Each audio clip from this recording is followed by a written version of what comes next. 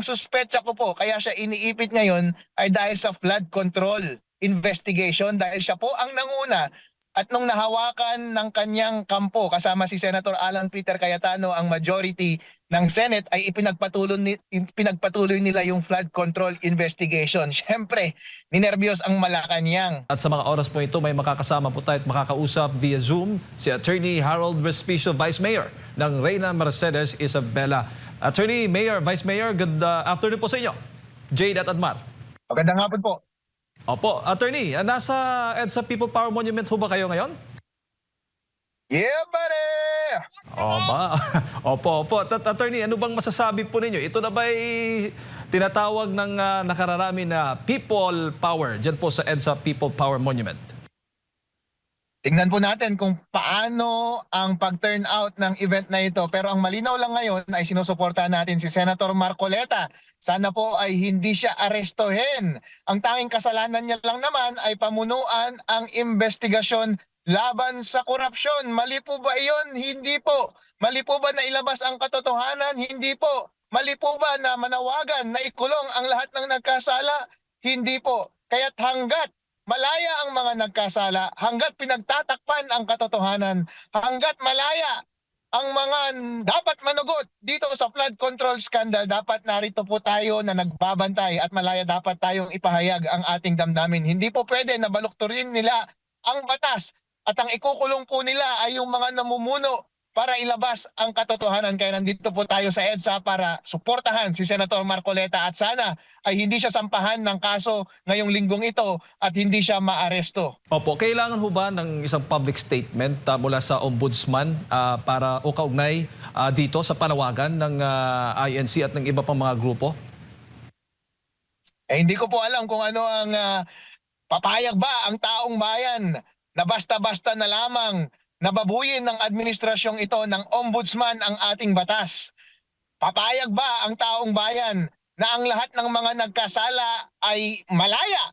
Papayag ba ang taong bayan na yung mga taong nasa harap na siyang nag-promote na ilabas ang katotohanan at panagutin ang lahat ng mga nagkamali sa korupsyon ay sila pa ang makukulong? Tignan po natin dahil ang rally po na ito ay hindi negosasyon ni Marcoleta lamang, ng ombudsman lamang, kundi ito po ay rally ng taong bayan. Nandito na po sila para ipakita ang kanilang lakas.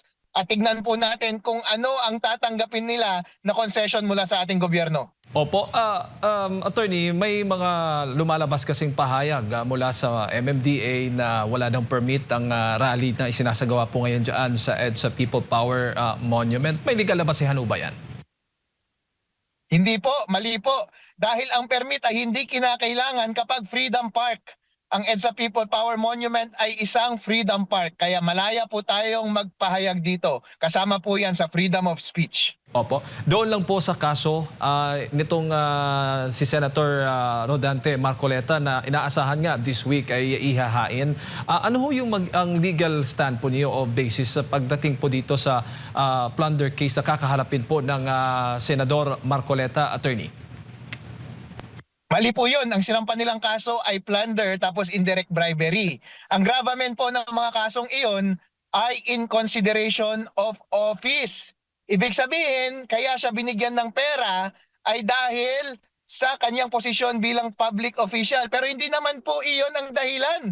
Ang dahilan po ay dahil isa siyang prospective candidate at the time. Regardless kung nakaupo siyang congressman o hindi. During the time na natanggap niya yung pera, hindi pa naman official candidacy period yun. Hindi pa yun campaign period. So hindi pa siya official candidate. Pero prospective candidate pa lamang siya at binigyan siya ng pera. Ngayon po, ang tanong, masama bang tumanggap na mula sa mga kaibigan? Hindi po. Ako po, akong vice mayor. Nililibre po ako ng aking mga kaibigan at mga kamag-anak.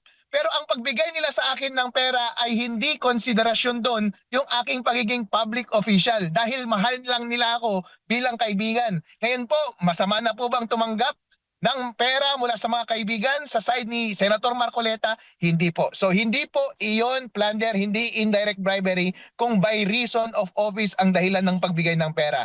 By reason of potential candidacy at that time, galing sa mga kaibigan. Hindi po pera ng taong bayan at hindi dahil isa siyang congressman at the time. Dahil potential na tatakbo siyang senador at that time. So hindi pasok sa plunder, hindi pasok sa indirect bribery, hindi rin nga pasok sa COMELEC offenses kaya hindi siya kinasuhan ng COMELEC. Opo, at bakit si Mike Defensor at iba pa attorney ay nadamay at inaasahan ngang kasama rin ho sa mga sasampahan ng plunder case?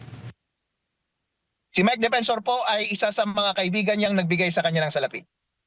Opo. So, saklaw pa rin. Kahit hindi po siya tumatakbo o public official that time during the campaign ni Senador Marcoleta?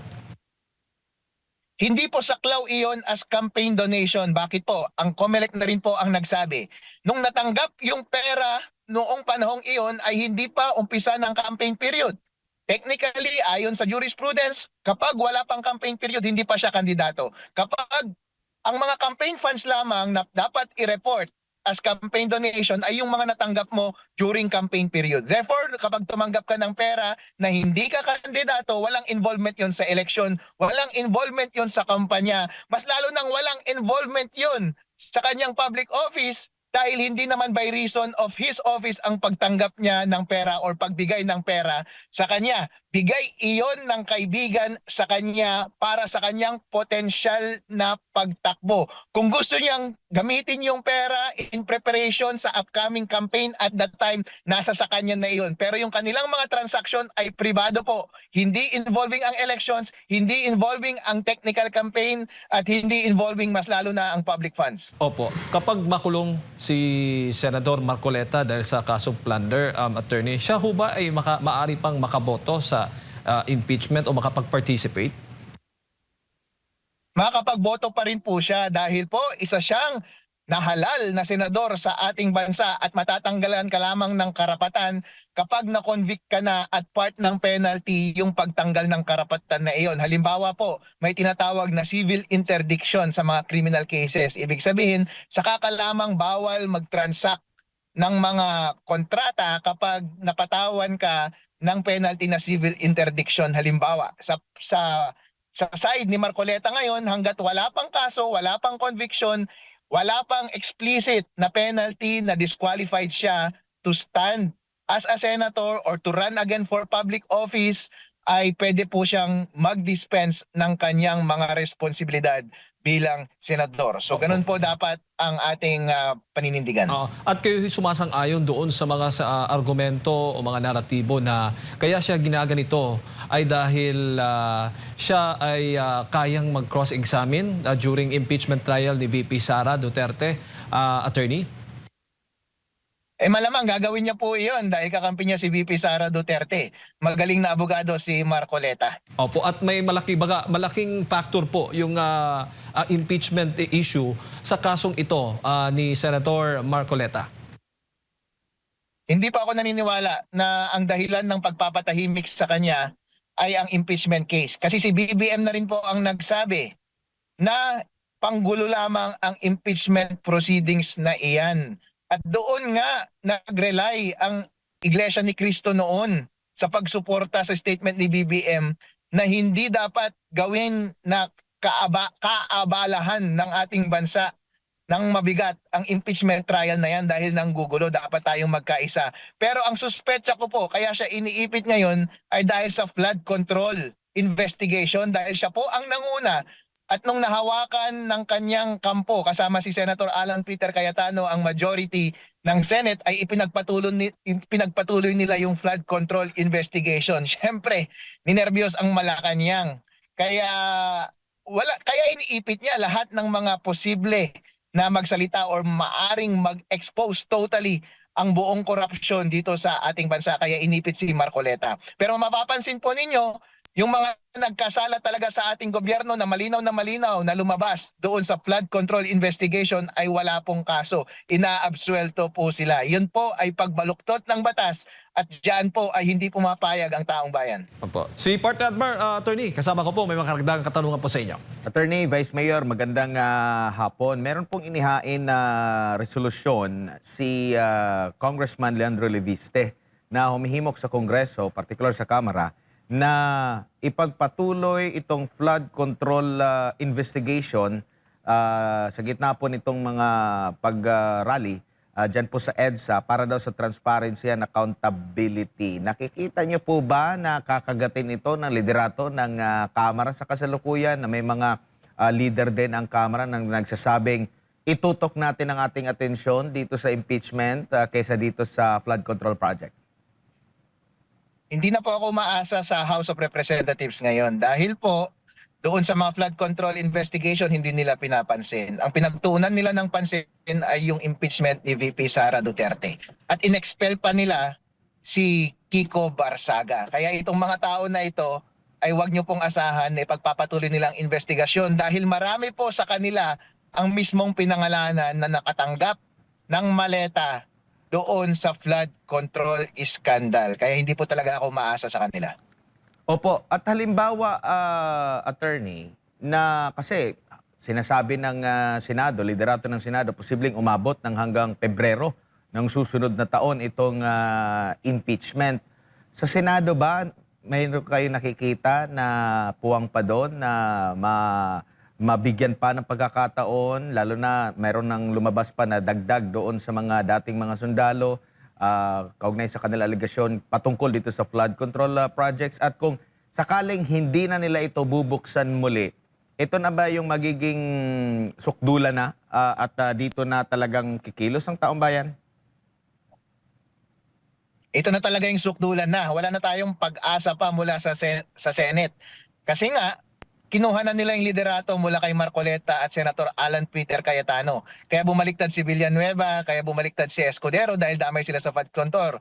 Ginawang hostage sila na kapag side pa rin sila ni Sara, ay kakasuhan sila. Pero kapag bumaliktad sila at palitan yung liderato at yung lideratong iyon ay hindi na ipagpapatuloy yung investigasyon doon sa flood control, ay hindi na sila kakasuhan. So yun talaga ang kapalit ng kanilang pagbaliktad. Kaya it looks like na tutuparin nila yung end nila ng bargain. Kaya hanggang ngayon ay wala pa rin nangyayari dyan sa Blue Ribbon Committee. Walang patuloy na nangyayari doon sa flood control investigation. Pero ikumpara nyo po yan sa nangyari nung panahon ni Senator Alan Peter Cayetano at Marcoleta. Napaka-brief ng moment na iyon. Napaka-ikli lamang.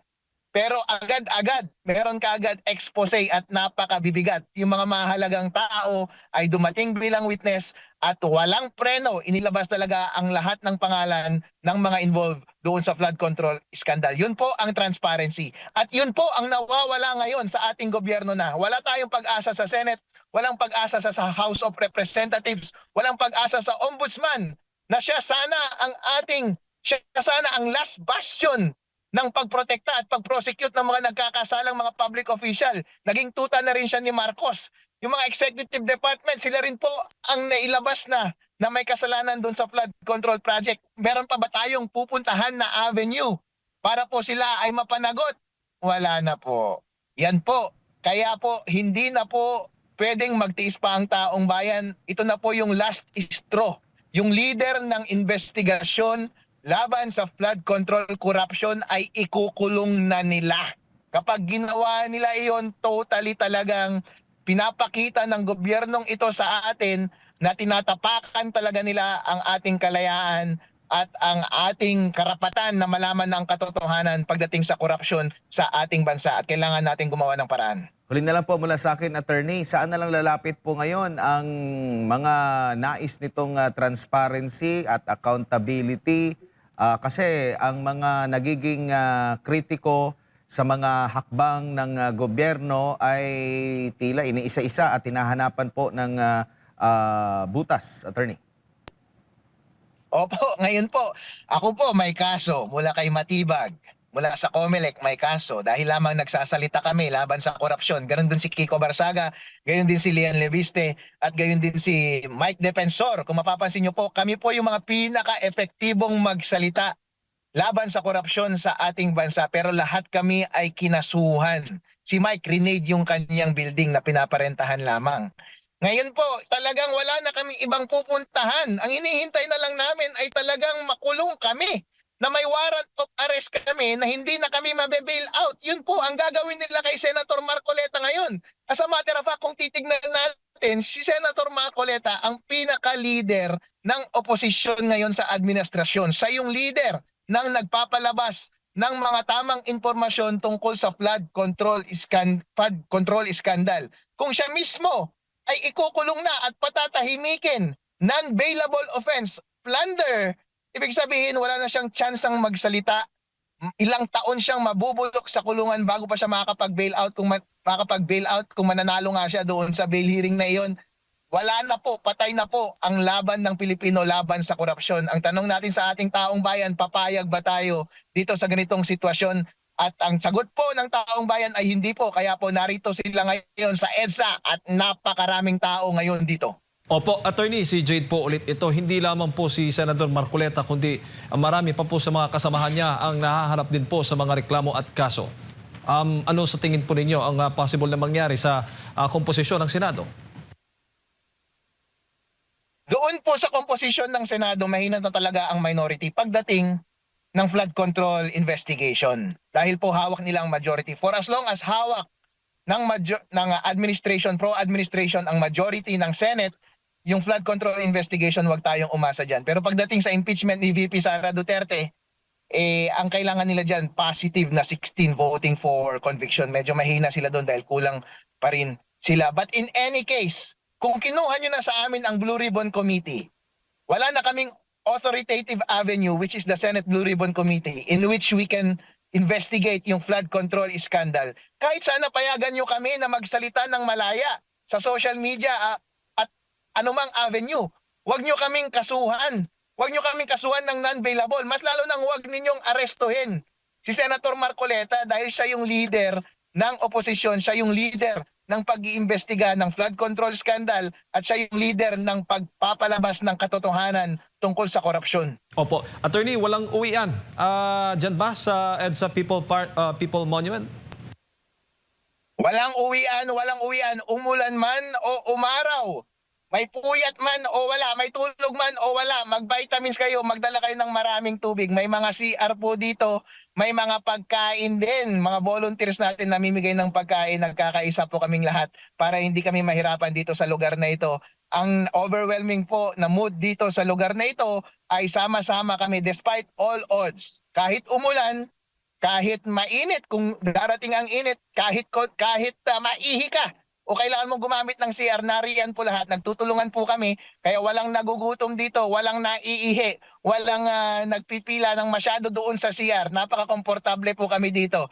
Dahil kapag kami po ay nagsasama-sama para protektahan ng aming leader na si Senator Marcoleta at hindi siya makulong, para hindi at last mapatahimik ang boses laban sa korupsyon, ay willing po kami na magtulungan at magkaisa para lamang hindi nila totally na matapakan at makurap ang rule of law dito sa ating bansa. Alright. Attorney, siguro mensahe po ninyo sa mga kababayan na nanonood po at nakikinig sa inyo sa mga oras na ito. Alright, syempre mga kababayan, suportahan po natin si Senator Marcoleta sa kanyang leadership pagdating sa paglaban ng korupsyon dito sa bansang Pilipinas. Wala pong mali na manawagan na ilabas ang katotohanan. Wala pong mali na manawagan na ipakulong ang lahat ng nagkasala sa flood control scandal. Ang mali po ay yung ginagawa ni Ombudsman Remulla at ng administrasyon na ito na ipinapakulong upang patahimikin ang leader ng boses na lumalaban doon sa korupsyon. Ang mali po ay yung kanilang patuloy na pagbubulag-bulagan sa mga kamalian ng kanilang mga kakampi.